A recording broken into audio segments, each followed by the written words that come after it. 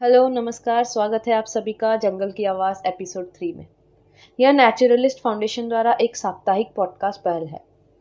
इस पॉडकास्ट के साथ हम आपको वन्यजीव संरक्षण, वैज्ञानिक रिसर्च और सरकारी पर्यावरण नीतियों के करीब लाएंगे। मैं हूँ तृप्ति पाल। मैं हूँ सृष्टि अग्रवाल। मैं हूँ शिखा पांडे। आज के एपिसोड 3 में हम बात करेंगे कि कैसे सुंदरवन के खूबसूरत जंगलों ने दक्षिण पश्चिम बांग्लादेश को हाल ही में आए चक्रवात यानी साइक्लोन से बचाया। हम ये भी समझने की कोशिश करेंगे कि इन चक्रवातों को मजबूत बनाने के लिए जलवायु परिवर्तन कैसे शामिल है। उसके बाद हम भारत में आए बिन बुलाए मेहमान यानी कि टिड्डियों की उपस्थिति पर एक नज़र डालेंगे। फिर हम आपको हुबली और अंकोला में लाई जाने वाली रेलवे लाइन से जोड़ेंगे और देखेंगे कि कैसे ये परियोजना वन्यजीव और उनके इकोसिस्टम को नुकसान पहुंचाने वाली है। इसके बाद हम डोडामर्ग सावंतवाड़ी में बाघ गलियारों का अध्ययन करने की योजना और देश भर में बाघ संरक्षण के लिए 15% कटौती का निर्णय पर चर्चा करेंगे। इसी बीच आइए देखें कि लॉकडाउन के कारण चिड़ियाघर के जानवर क्या कर रहे हैं और कैसे इस समस्या से प्रभावित हैं। साथ ही ड्रैगनफ्लाई की नई खोजी प्रजातियों से आपको मिलाएंगे। अंत में सोशल मीडिया पर छाई उत्तराखंड की आग की खबरों की जांच होगी और पता लगाया जाएगा कि इस खबर में कितनी सच्चाई है। तो देर किस बात की, चलिए शुरू करते हैं। आज हम जानेंगे कि कैसे सुंदरबन ने दक्षिण पश्चिम बांग्लादेश को फिर से बचाया है। सुंदरबन बंगाल की खाड़ी में निचले इलाकों में स्थित है, जो भारत और बांग्लादेश में फैला हुआ है। यह अपने अनोखे मैंग्रोव जंगलों के लिए प्रसिद्ध है। यह सक्रिय डेल्टा क्षेत्र दुनिया में सबसे बड़ा है, जिसकी माप लगभग 40,000 वर्ग किलोमीटर है। हाल ही में आए चक्रवात अम्फान ने बुधवार को यानी कि 17 मई को बांग्लादेश के दक्षिण पश्चिमी इलाकों को 10 से 15 फीट ऊंची लहर से धो दिया होता, लेकिन यह 10,000 वर्ग किलोमीटर का सुंदरबन था, जो कि ढाका शहर से लगभग 32 गुना बड़ा है। इसने यह चक्रवात के बल को कम कर दिया। एक राज्य की रक्षा करने वाले किले की तरह सुंदरबन ने पिछले साल भी आए हुए क्रूर बुलबुल को निकाल दिया था और हजारों लोगों की जान बचाई थी। बांग्लादेश के मौसम विभाग के अनुसार चक्रवात अम्फान जंगल पर भारी पड़ गया था, विशेष रूप से सतकीरा जिले के पश्चिम भागों में 70 से 150 किलोमीटर प्रति घंटे की रफ्तार के साथ आया था। हालांकि वन विभाग के अधिकारी गुरुवार को यानी कि 18 मई को क्षति का आकलन रिपोर्ट नहीं दे सके। 18 तारीख की सुबह प्रभागीय वनाधिकारी के एक ऑफिसर ने कहा कि जंगल के पूर्वी भाग में कोई मृत जंगली जानवर अभी तक नहीं पाया गया है। लहर की ऊंचाई जंगल के पूर्वी भाग में 3 फीट तक आंकी गई थी। जंगल के पेड़ों ने किसी तरह लहर के उछाल को रोक दिया, जबकि सौभाग्य से सुंदरबन के सैकड़ों नहरों और क्रीकों ने झटके को सह लिया था, ऐसा वाइल्ड टाइम के मुख्य कार्यकारी अधिकारी ने कहा है। उन्होंने यह भी कहा कि जंगल के बिना आसपास के क्षेत्रों के लोग बुरी तरह प्रभावित होते। कई अनुमानों के मुताबिक बांग्लादेश के हिस्से में सुंदरबन से सटे इलाकों में लगभग 30 लाख लोग रहते हैं। वन विभाग के खुलना सर्किल के एक संरक्षण ने बताया है कि चक्रवात ने उनके कुछ बुनियादी ढांचों को नुकसान पहुंचाया। उन्होंने कहा कि चक्रवात के बाद ज्यादातर सुंदरबन के ताज़ा पानी के तालाब खारे पानी से डूब गए हैं।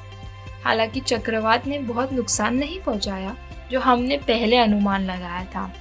कम ऊंचाई वाले लहर के कारण जंगली जानवरों की कम से कम मौत होने की उम्मीद करते हैं, ऐसा उनके अधिकारी ने कहा है। गवर्नमेंट ने लोगों की मदद करने के लिए काफ़ी मेहनत की है। उम्मीद है कि लोगों को हुए नुकसान काफ़ी हद तक संभाला जा सके, ताकि वे लोग फिर से एक बार नॉर्मल जिंदगी जी सके। जैसे कि सृष्टि ने तूफान के बारे में कहा, पर जलवायु परिवर्तन की वजह से ये तूफान कैसे अधिक शक्तिशाली बनते हैं, ये जानते हैं। जब भी कोई चक्रवात, तूफान या आंधी आती है, तो हमें सोचना चाहिए कि इनका मानव निर्मित जलवायु परिवर्तन से कोई लेना देना है क्या? क्या जलवायु परिवर्तन इस तूफान की इतिहास बनाने वाली प्रकृति को भड़का सकता है? खैर, तूफान, चक्रवात और टाइफून सभी ट्रॉपिकल तूफान के प्रकार हैं। वे सभी मूल रूप से एक ही चीज़ है, लेकिन जहाँ वे दिखाई देते हैं उसके आधार पर अलग अलग नाम दिए गए हैं। हम जानते हैं कि मानवता के कार्बन फुटप्रिंट ने जलवायु की आधारभूत स्थितियों को स्थानांतरित कर दिया है, जिस संदर्भ में हर मौसम की घटना होती है। ट्रॉपिकल तूफानों में होता क्या है? गर्म समुद्र के पानी में तापमान बढ़ने से हवा जल्दी उठता है। जैसे ही हवा ठंडी हो जाती है, फिर से इसे और अधिक गर्म हवा से नीचे धकेल दिया जाता है। यह चक्र तेज हवाओं का कारण बनता है। पृथ्वी के गर्म होते ही चक्रवात शक्तिशाली और संभावित रूप से अधिक घातक हो रहे हैं। शोधकर्ताओं का कहना है कि समुद्री सतह के तापमान में वृद्धि के कारण ट्रॉपिकल चक्रवात बनते हैं। तूफान भाप के माध्यम से समुद्र से हवा में गर्मी का स्थानांतरण द्वारा संचालित होता है। तूफान की अधिकतम संभव हवा की गति या इसकी संभावित तीव्रता इस बात पर निर्भर करती है कि महासागर कितना गर्म है। आमतौर पर जितना पानी का तापमान गर्म होता है, उतना ही अधिक ऊष्मा ऊर्जा उपलब्ध होती है और ट्रॉपिकल चक्रवातों के विकास की क्षमता अधिक होती है। इसीलिए यह मान लेना उचित है कि जैसे जैसे मानव प्लैनेट वार्मिंग ग्रीन गैसों को जारी करता है, ट्रॉपिकल चक्रवाती गतिविधियों की संभावना बढ़ जाती है। गर्म महासागर सिर्फ सतह से परे सैकड़ों मीटर गहरे तक जाते हैं, जिससे तूफान के लिए समुद्र की ऊष्मा की प्रचुर मात्रा ईंधन के लिए उपयोग होती है। हम चक्रवात के मौसम में उच्च तूफान और वर्षा का सामना कर रहे हैं। यही वजह है कि ये तूफान अधिक विनाशकारी और महंगे हो रहे हैं। तो क्यों चक्रवात गर्म जलवायु में अधिक वर्षा लाते हैं?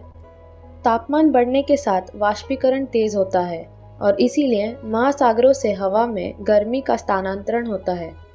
जैसे जैसे तूफान गर्म समुद्र में यात्रा करते हैं, वे अधिक जल वाष्प और गर्मी में खींचते हैं। इसका मतलब जैसे ही तूफान भूमि से टकराती है, तेज हवा, भारी वर्षा और अधिक बाढ़ लाती है। इस घटना को समुद्र के स्तर में वृद्धि से बदतर बना दिया जाता है, जो मानव द्वारा उत्पन्न ग्लोबल वार्मिंग से गर्म होता है, जिससे इन चक्रवाती तूफानों की तीव्रता बढ़ जाती है। भविष्य के तूफान गीले होंगे। अन्य प्रकार के तूफानों से होने वाली भारी वर्षा की घटनाओं में वृद्धि देखी गई है और आगे भी देखी जाएगी। इसका मतलब है कि ग्लोबल वार्मिंग से सब कुछ बिगड़ जाता है, लेकिन इस तरह से खुद को चोट पहुंचाना हमारा लक्ष्य नहीं है। यह इस बात पर निर्भर करता है कि हम अब क्या करना चाहते हैं।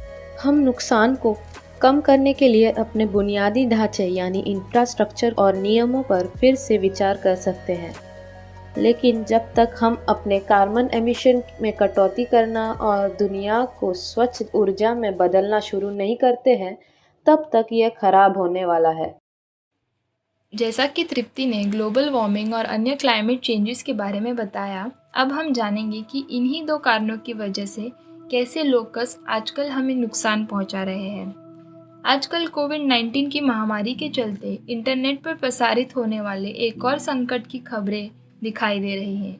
यह चुनौती है लोकस्ट की।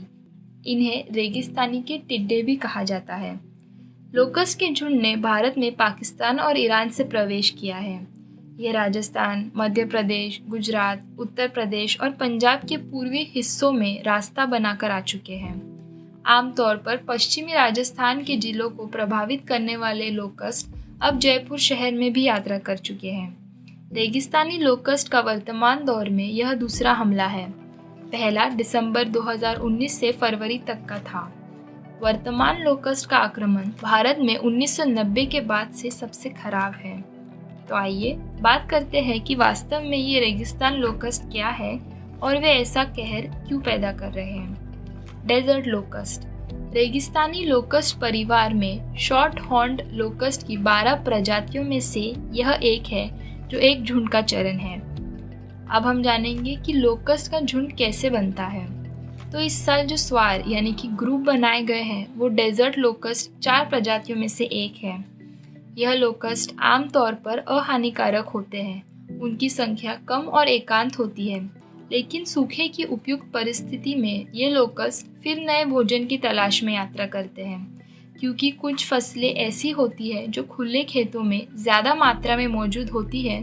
इसीलिए यह लोकस्ट खेत पूरी तरह से कब्जा कर लेते हैं। अब यह प्रमुख रूप से तेज बारिश या नम पर्यावरणीय परिस्थितियों के बाद होता है। अब हम जानेंगे कि भोजन पर लोकस्ट प्लेग का कैसे प्रभाव होता है। डेजर्ट लोकस्ट किसी देश की खाद्य सुरक्षा के लिए सीधा खतरा है। अनुकूल परिस्थितियों में एक लोकस्ट का झुंड 1 किलोमीटर की एरिया तक को कवर कर सकता है। लगभग 40 मिलियन लोकस्ट का जो झुंड होता है वह भोजन का इतना उपभोग कर सकता है जो कि 35,000 लोगों की भूख की ज़रूरत को पूरा करेगा। खाद्य और कृषि संगठन के अनुसार रेगिस्तानी लोकस्ट को दुनिया के सभी प्रवासी कीट प्रजातियों में सबसे खतरनाक माना गया है। इससे लोगों की आजीविका, खाद्य सुरक्षा, पर्यावरण और आर्थिक विकास को खतरा है। अब हम जानेंगे कि स्थिति को नियंत्रित करने के लिए सरकार की क्या प्रतिक्रिया और उपाय हैं। केंद्र सरकार की agency locust watch centre locust की हरकतों पर नज़र रखती है और किसानों के साथ काम करती है ताकि कम से कम नुकसान हो और उचित उपाय किए जा सके। राज्यों के विभिन्न हिस्सों में अलग अलग रणनीति का उपयोग किया गया है, जैसे कि कई क्षेत्रों में देर दोपहर के दौरान स्टील के बर्तन पीटना, रात में जोर से संगीत बजाना, कई जगहों पर लकड़ी की आग पैदा करना और लोकस्ट को डराने के लिए ट्रैक्टरों को खेतों के अंदर चलाना सहित विभिन्न उपायों का उपयोग किया जाता है। कृषि मंत्रालय के अधिकारी बड़े स्वाम को बेअसर करने के लिए रसायनों का भी छिड़काव कर रहे हैं। देखना यह है कि गवर्नमेंट कब तक इन टिड्डों का उपाय ढूंढ पाती है और हमें कब इनसे छुटकारा मिल सकता है। जैसा कि सृष्टि ने बताया कि सरकार लोकस्ट के सफर को रोकने की पूरी कोशिश में है, पर क्या आप जानते हैं कि कर्नाटक की सरकार भी एक मनमाने सफर के लिए रेल दौड़ाने के बारे में सोच रही है? तो चलिए जानते हैं इस सफर और रेल यात्रा के बारे में।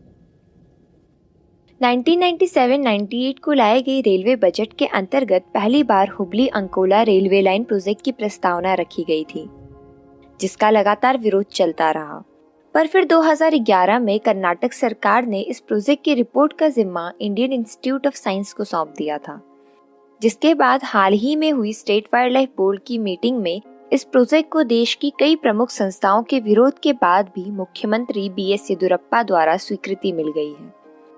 इस प्रोजेक्ट के अंतर्गत बनने वाली रेलवे लाइन कर्नाटका के हुबली क्षेत्र को पश्चिमी घाट के घने जंगलों से गुजरते हुए अंकोला तक जोड़ेगी। जिन जगहों से ये रेलवे लाइन गुजरेगी उसके अंदर कुछ संवेदनशील अभ्यारण्य यानी कंजर्वेशन रिजर्व भी शामिल हैं, जिनमें मुख्य है काली टाइगर रिजर्व और बेत्ती कंजर्वेशन रिजर्व। 164 किलोमीटर लंबी इस रेलवे लाइन का लगभग 80% हिस्सा पश्चिमी घाट से, जबकि 12% हिस्सा काली टाइगर रिजर्व से होते हुए गुजरेगा। यही नहीं, ये रेलवे लाइन आंशीडंडेली टाइगर रिजर्व के बफर जोन से 5-6 किलोमीटर की दूरी से गुजरेगी। इस प्रोजेक्ट के अंतर्गत 1.5 से 2 लाख पेड़ों को गिराने का अनुमान है, जिसके पूरे बनने में 8 से 10 साल और 3,750 करोड़ रुपए तक की लागत है। इतने लंबे समय तक चलने वाले प्रोजेक्ट के कारण मजदूरों द्वारा इस अप्रभावित जंगल पर होने वाले अतिक्रमण का खतरा भी बढ़ जाएगा। अब बात करते हैं कि विकास और रोजगार के नाम पर इस प्रोजेक्ट को लाना क्या इतना जरूरी है। पहली बात गौर की जाए तो यहाँ पर परिवहन के लिए 6 अलग अलग रेलवे लाइंस और एक ADB द्वारा वित्त पोषित सड़क पहले से ही मौजूद है। उसके बावजूद भी इस संवेदनशील क्षेत्र में सरकार द्वारा एक ऐसा प्रोजेक्ट लाया जा रहा है जो पश्चिमी घाट के पहाड़ों और घने जंगलों के बीच भी लगभग 327 पुल, 12 रेलवे स्टेशन और 3 किलोमीटर लंबे कुल 34 सुरंगों की मांग करता है, वो भी ऐसी जगह पर जहां हाथी जैसे वन्य जीवों की आवाजाही सामान्य है। हाथी की महत्वता समझने के लिए जान लिया जाए कि इन बड़े शाकाहारी जानवरों को कीस्टोन स्पीसीज और अम्ब्रेला स्पीसीज का दर्जा भी मिला है, यानी कि इनका होना इकोसिस्टम के कार्य और निर्माण के साथ साथ अन्य वन्य जीवों के संरक्षण के लिए भी जरूरी है। हाथियों की होम रेंज 250 से 3500 स्क्वायर किलोमीटर तक होती है। ऐसे में इनके क्षेत्र में की जाने वाली कोई भी मानवीय गतिविधि ह्यूमन एलिफेंट कॉन्फ्लिक्ट को बढ़ाती है। एक रिपोर्ट के अनुसार हर साल एलिफेंट इनकाउंटर में ह्यूमन डेथ का आंकड़ा 400 तक बढ़ जाता है। और वहीं दूसरी तरफ रेलवे लाइन आदि की वजह से पिछले 15 सालों में 1500 हाथियों की मौत दर्ज हुई है। सवाल ये उठता है कि जहां एक तरफ भारतीय सभ्यता इन जानवरों की पूजा और संरक्षण सिखाती है, वहीं विकास के लालच में इनकी जान लेना कितना सही है। इसके अलावा ये क्षेत्र जीव विविधता का धनी है, जिसमें मैमल्स की 29, पक्षियों की 256, 6 रेप्टाइल्स की और 50 तितलियों की प्रजाति शामिल है, जिनमें से कितनी ही IUCN की रेड डाटा बुक में शामिल है और वन्यजीव संरक्षण नियम के अंतर्गत संरक्षित है। विकास और रोजगार के नाम पर इन जंगलों और यहाँ के जीवों के घरों को नष्ट करने पर भले ही आप कुछ ना कह रहे हो, पर अगर यही सरकार अपने उद्योगों के लिए आपके घर को नष्ट कर आपकी जमीन पर कब्जा करती, तो क्या तब भी आप मौन रहते? दूसरे पहलू पर नजर डाली जाए तो इस क्षेत्र में रहने वाले लोगों का मुख्य व्यवसाय खेती है। साथ ही साथ हम सब जानते हैं कि भारतीय प्रायद्वीप के लिए पश्चिमी घाट का क्या महत्व है। प्रायद्वीप का मौसम और वर्षा पैटर्न इन्हीं वनों पर निर्भर करता है और इस घाट में बहने वाली 63 नदियां लोगों की जीवन रेखा है। इतनी महत्वता के बाद भी पश्चिमी घाट जैसी अमूल्य जगह पर ऐसे प्रोजेक्ट को स्वीकृति मिलना विकास नहीं, सिर्फ प्रकृति का।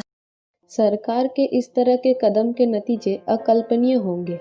और अब अगले सरकार के डोडामार्ग सावंतवाड़ी में बाघों के कॉरिडोर्स के अध्ययन के बारे में जानते हैं।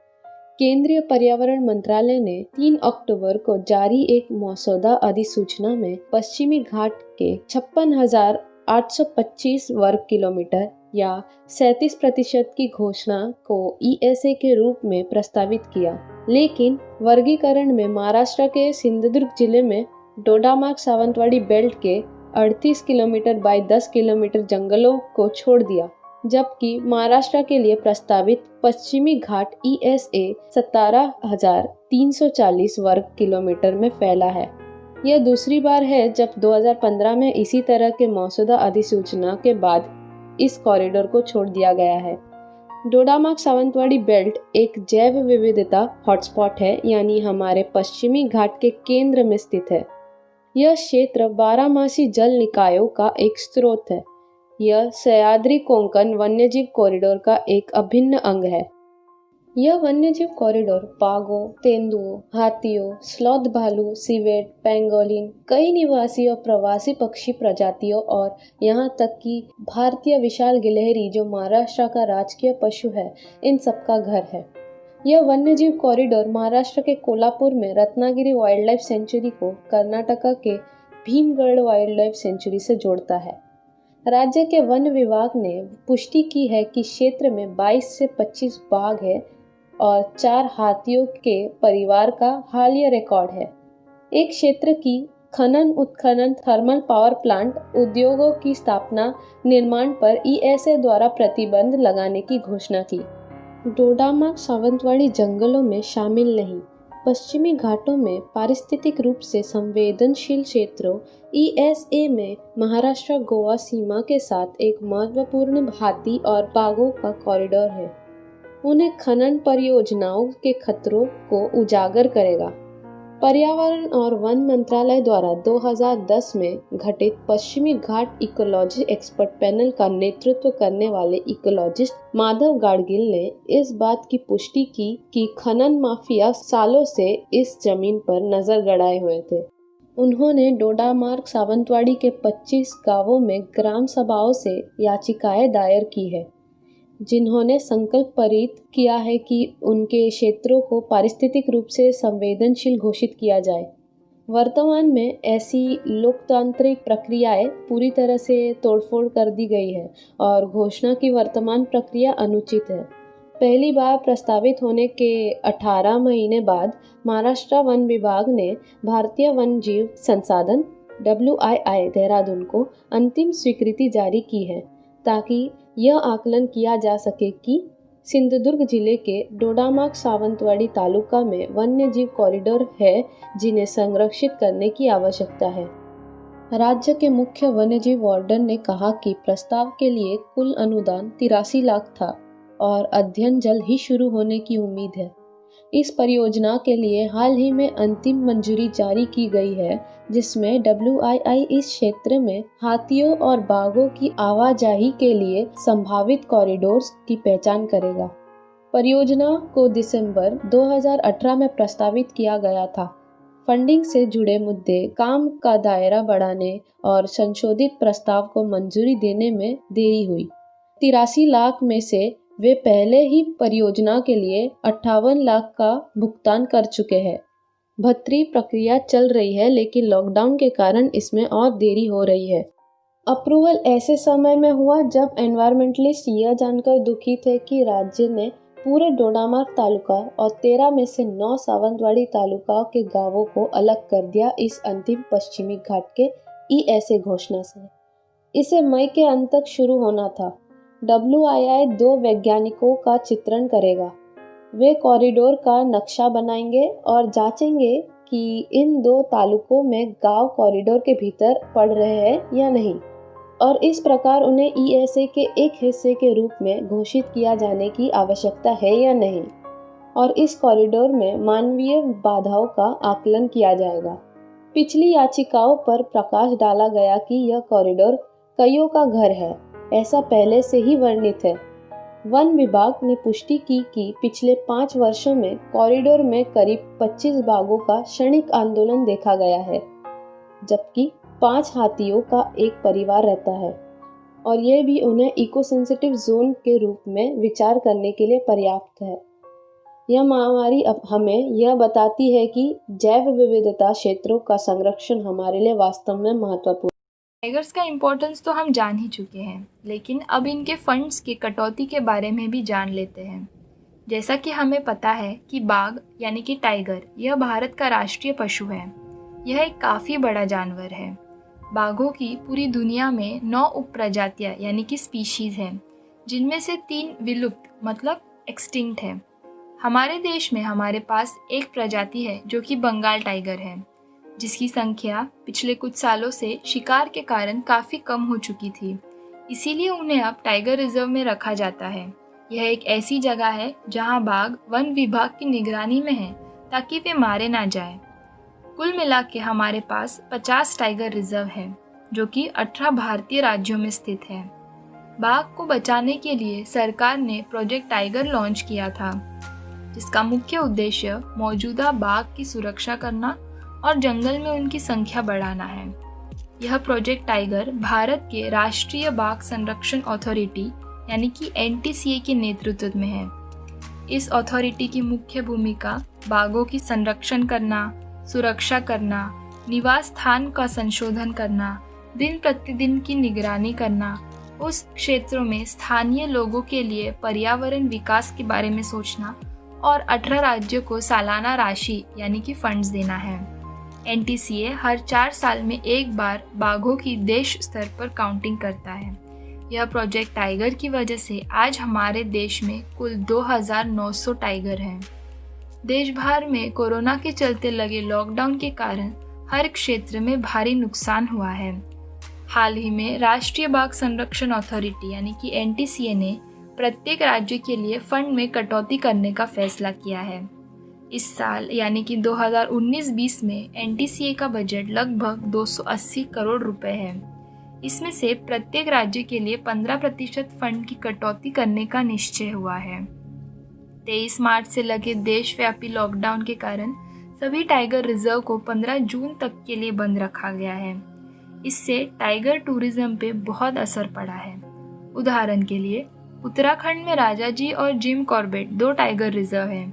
कॉर्बेट टाइगर रिजर्व पर्यटकों यानी कि टूरिस्ट से हर साल लगभग 11 करोड़ रुपए कमाता है, और राजाजी टाइगर रिजर्व टूरिस्ट से एक साल में लगभग 55 लाख रुपए कमाता है। लेकिन कोरोना संक्रमण को रोकने के लिए लगे लॉकडाउन के कारण इन टाइगर रिजर्व की और देश भर में अन्य टाइगर रिजर्व की कमाई में भारी गिरावट आई है। कॉर्बेट टाइगर रिजर्व और राजाजी टाइगर रिजर्व के निर्देशकों को लगता है कि फंड में कमी आने से बारिश के समय जो इंफ्रास्ट्रक्चर रिजर्व के अंदर ज़रूरी है, उन कामों में काफ़ी दिक्कतों का सामना करना पड़ सकता है। वन विभाग के एक सूत्र के अनुसार NTCA को ministry of environment, forest and climate change से फंड का पूरा पैसा नहीं मिला है, और इसलिए उनके पास राज्यों के फंड में कटौती करने के अलावा कोई और विकल्प नहीं था। NTCA का बजट पिछले 4 सालों से लगातार कम हो रहा है। देखा जाए तो 2017-18 के लिए यह 345 करोड़ रुपए था, 2018-19 के लिए 325 करोड़ रुपए था और इस साल यानी कि 2019-20 में यह गिरकर सिर्फ 280 करोड़ रुपए आया है। देखना यह है कि इस फैसले का क्या प्रभाव होता है। तो चलिए अन्य वन्य जीवों से मिलकर आते हैं और निकलते हैं चिड़ियाघर के सफर में और जानते हैं कि लॉकडाउन ने यहाँ के जानवरों को कैसे प्रभावित किया है। लखनऊ के नवाब वाजिद अली शाह प्राणी उद्यान के मांसाहारी जानवरों को पहले के मुताबिक ताजा मांस उपस्थित नहीं कराया जा पा रहा है, जिस कारण उन्हें मजबूरन जमा हुआ मांस खाना पड़ रहा है। चिड़ियाघर के अधिकारियों ने कहा कि तालाबंदी से चिड़ियाघर में फल, सब्जी, चारा और मांस की आपूर्ति बुरी तरह प्रभावित हुई है। हालांकि स्थानीय बाजारों के खुलने की वजह से चारे, सब्जियों और फलों की पूर्ति करने में कर्मचारी कामयाब तो रहे, लेकिन मांस की आपूर्ति अब भी सामान्य नहीं हो पा रही है। चिड़ियाघर में दर्ज कुल जानवरों में से लगभग 45 मांसाहारी हैं। चिड़ियाघर के अधिकारियों के अनुसार जानवरों को खिलाने के लिए प्रतिदिन लगभग 200 किलो मांस की आवश्यकता होती है, लेकिन 22 मार्च को पहली बार इसकी आपूर्ति बाधित हो गई थी, जब प्रधानमंत्री नरेंद्र मोदी ने जनता कर्फ्यू का ऐलान किया। उस दिन किसी तरीके से मांस का इंतजाम किया गया, लेकिन एक दिन बाद यूपी सरकार ने वायरस के प्रकोप को रोकने के लिए उत्तर प्रदेश के लगभग 16 जिलों में 3 दिवसीय तालाबंदी की घोषणा की और इसके ठीक एक दिन बाद पीएम ने राष्ट्रीय तालाबंदी की घोषणा कर दी। इसलिए सभी स्थानीय दुकानदारों ने एक दिन में 200 किलोग्राम मांस की मांग को पूरा करने से इनकार कर दिया। कुछ अधिकारियों ने कहा, पिछले दिनों जब ताजा मांस परोसा जाता था तब जानवरों में फीडर्स के आने पर उत्साह दिखता था, जो अब गायब है। इसका मुख्य कारण बासी मांस का परोसा जाना है। मांस संकट के अलावा आर्थिक तंगी एक अतिरिक्त समस्या है। इसके अलावा कई चिड़ियाघर सरकारी नहीं है और पूरी तरह से टिकट आय पर निर्भर है, लेकिन लॉकडाउन के बाद इनकी आय एक ठहराव पर आ गई है। चिड़ियाघर के निदेशकों का कहना है कि चिड़ियाघर को बंद करने के बाद कर्मचारियों के वेतन का भुगतान करना मुश्किल हो गया था। वे वेतन के रूप में लगभग 55 लाख रुपए का भुगतान करते हैं और हर महीने भोजन और मरम्मत पर 35 लाख रुपए तक खर्च करते हैं। इसलिए अगर हालत यही बनी रही तो ये समस्या और बढ़ती चली जाएगी। मीडिया एजेंसी के प्रवक्ता और चिड़ियाघर के निदेशक आर.के. सिंह के बीच हुई बातचीत के अनुसार ज्यादातर जानवर तब खुश होते हैं जब उन्हें परेशान नहीं किया जाता है, यानी अकेला छोड़ दिया जाता है। उन्होंने कहा, यहाँ जेसिका और जेसक नाम के केवल 2 चिंपैंजी हैं जो मनुष्यों को देखने के लिए उत्साहित हैं। जब भी हम उनके बाड़े में जाते हैं तो ये बाहर आ जाते हैं और हमसे खुशी से मिलते हैं, लेकिन बाकी जानवर अकेले छोड़े जाने पर अधिक प्रसन्न दिखते हैं। सिंह ने कहा, कुछ अन्य पशु और पक्षी भी अपने बाड़ों में ज्यादा खुशमिजाज नजर आ रहे हैं। एक 11 वर्षीय बाघ चेदीलाल अब ज्यादा आराम फरमाता है और अपने बाड़े में भी चलता रहता है। वो अब कम आक्रामक और अधिक शांत है। चिड़ियाघर के कर्मचारियों के अलावा जानवरों को कोई मानव संपर्क नहीं है, इसलिए तनाव भी काफी हद तक कम है। पक्षियों के चहकने के अलावा कोई शोर नहीं है। कभी कभी जब उनके रखवाले उनके बाड़े के पास जाते हैं तो वो खुश हो जाते हैं। असम राज्य चिड़ियाघर में एक पशु संचालक जहांगीर अली पिछले 4 वर्षों से सुनहरे लंगूरों के परिवार की देखभाल कर रहे हैं। हर दिन सुबह 6 बजे वो फलों और सब्जियों के साथ एक टोकरी उनके बाड़े में ले जाते हैं, उन्हें खिलाते हैं, उनके कचरे को साफ करते हैं, उनके बच्चों की जांच करते हैं। अली कहते हैं, मैंने उनके साथ अधिक समय बिताना शुरू कर दिया है। उनकी यात्रा अब लंबी होती है। उन्हें भोजन कराते वक्त मैं उनसे छोटी मोटी बातें भी कर लेता हूँ। ये शांत बिताया समय लगता है कि लंगूरों को अपने हैंडलर के करीब ले आया है। जैसे जैसे कोविड-19 लॉकडाउन अपने 8वें सप्ताह में प्रवेश करता जा रहा है, वैसे वैसे दुनिया भर के चिड़ियाघर के जानवर अपने इस नए सामान्य वातावरण में ढलते जा रहे हैं। ये शांत वातावरण तेंदुओं और पैंथर जैसे एकांत प्रेमी जानवरों के लिए एक अच्छा विराम रहा है। पूरे भारत में 145 चिड़ियाघर हैं, जिनमें से अधिकांश राज्य और केंद्र सरकार या स्थानीय नागरिक द्वारा संचालित किए जाते हैं। 15 से 20 मार्च तक सभी सार्वजनिक स्थानों पर भीड़ को कम करने के उद्देश्य से सब चिड़ियाघर बंद कर दिए गए थे। बड़ी बिल्लियों में इस बीमारी का पहला मामला तब आया जब अप्रैल में पहले सप्ताह में न्यूयॉर्क के चिड़ियाघर में एक बाघ की कोविड-19 का प्रशिक्षण सकारात्मक निकला।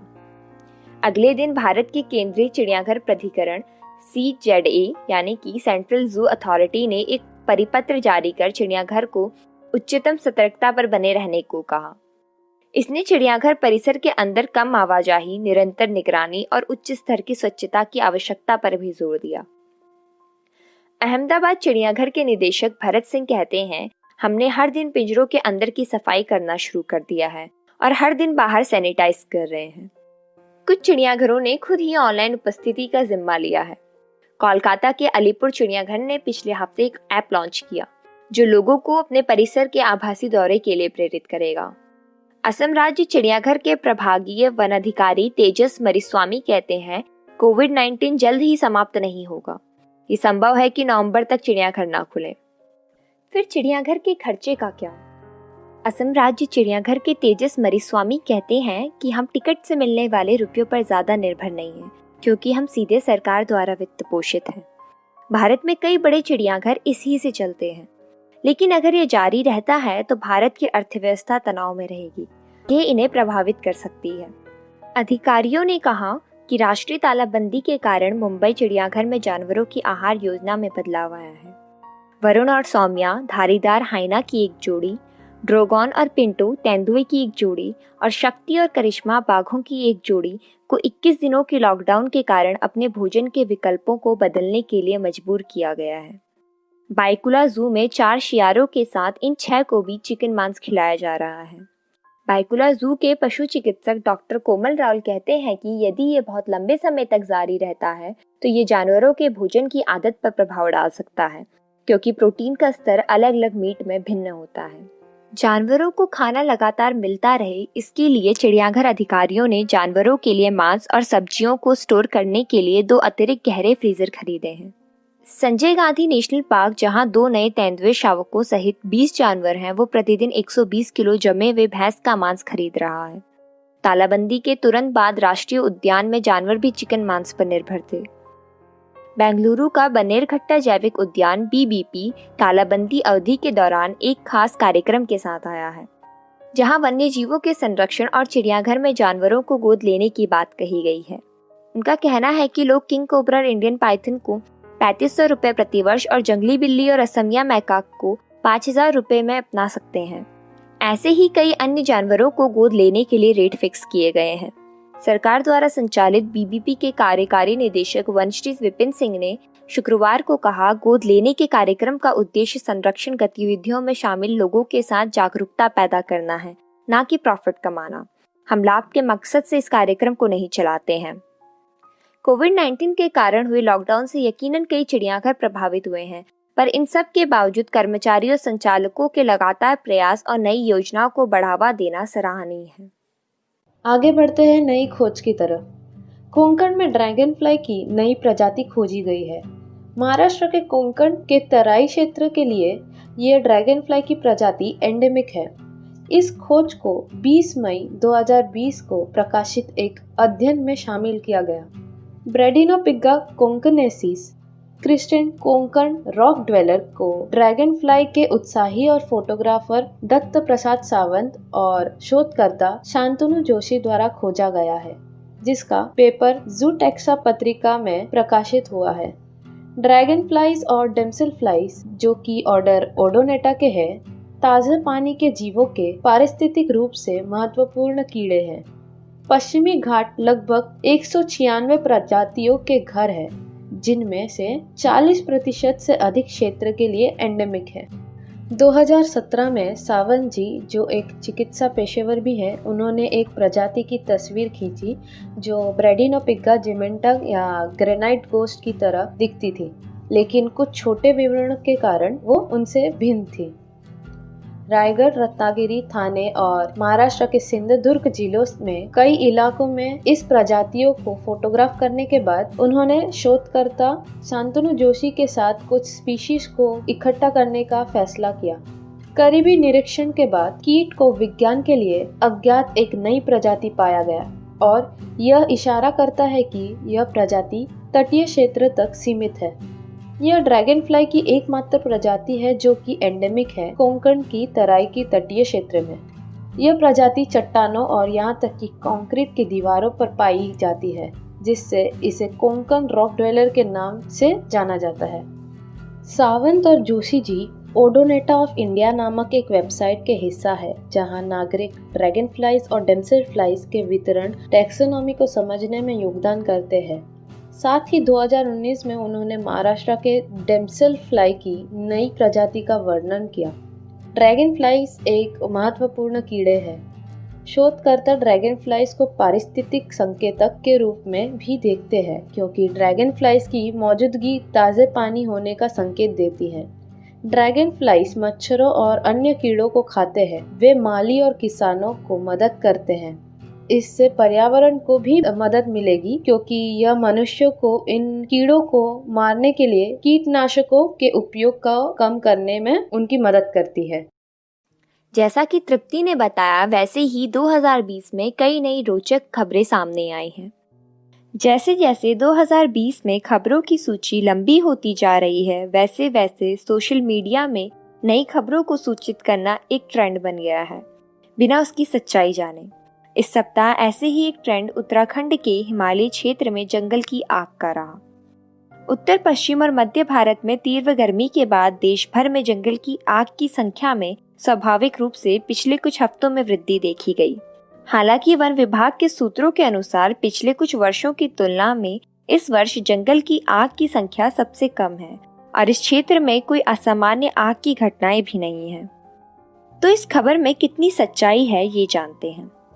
पिछले एक महीने में उत्तराखंड के जंगलों में लगभग 70 हेक्टेयर वन क्षेत्र जल चुका है। गौर किया जाए तो अन्य राज्यों की तुलना में ये बहुत कम है और पिछले साल के हिसाब से आग काबू में है, क्योंकि 2016 में लगी आग में उत्तराखंड का लगभग 4000 हेक्टेयर वन क्षेत्र जल गया था। राज्य में अब तक 45 जंगल की आग की घटनाएं हुई हैं।